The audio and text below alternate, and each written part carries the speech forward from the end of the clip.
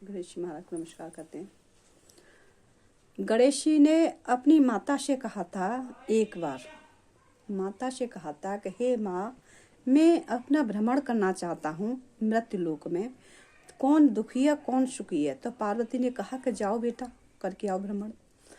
तो एक दौरानी जेठानी थी, बहुत ही सास बहू का भी है ये दौरानी जेठानी का। दौरानी जेठानी थी, जेठानी बहुत अमीर थी, दौरानी गरीब थी। दौरानी गरीब थी और जेठानी अमीर थी। तो उन्होंने उनके यहाँ सब काम करने आती थी दौरानी। तो काम करने जो भी देती थी जेठानी, उसी को भोजन बना के खाती थी। एक दिन गणेश जी पहुँच गए उनके यहाँ। उसका भाव अच्छा था और श्रद्धा भाव बहुत था उसके, पर उसके पास धन नहीं था। तो श्रद्धा भाव देख के उसके यहाँ चले गए। और तो सो रही थी, बथुई भी लाया था उसका लड़का, तो बथुई की खाली उसने, और चावल का आटा का वो था आशय, वो भी खाली बेटे ने, और दोनों लोग सो गए बथुई की पीढ़ी खा के। तो गणेश जी महाराज आ गए रात में, कहते हैं कि माँ मुझे भूख लगी है। तो उन्होंने कहा कि जाओ, बथुई की पीढ़ी छीके में टंगी है और आश टंगी है, खा लो जाके। उन्होंने खा लिया। कि माँ मुझे तो लेटन लगी है, कि जाओ चारों कोन पांचों देहरी कर लो। उन्होंने चारों कोन पांचों देहरी पे लेटन कर ली। कि माँ मैं पहुँचूँ किससे, कि मेरे लाश से पहुँचूँ। उन्होंने लाश से पहुँच दिया। ठीक है माँ। उन्होंने कहा कि माँ मुझे बहुत ज़्यादा वो लग रहा है, नींद सी आ रही है, कि जाओ तुम टूटे खटोला सो जाओ तुम वहाँ पे।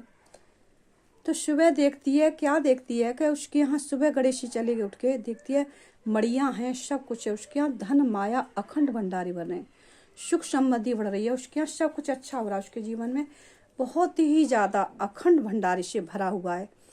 तो वो बटोरने लगी। जेठानी बोली अभी आई नहीं मेरी दौरानी काम करने के लिए। वो घर गई, उसके देखती है मड़ियों से घर भरा उसका, वो जलन हो गई उसको। राजा के पास पहुंच गई, जाके राजा से कहने लगी कि हे राजा, आप ये बताइए कि मेरे यहाँ दौरानी काम करने आते, उसके धन कौन डाल गया इतना कि वो धनवान हो गई है, उसके बटोर रही है।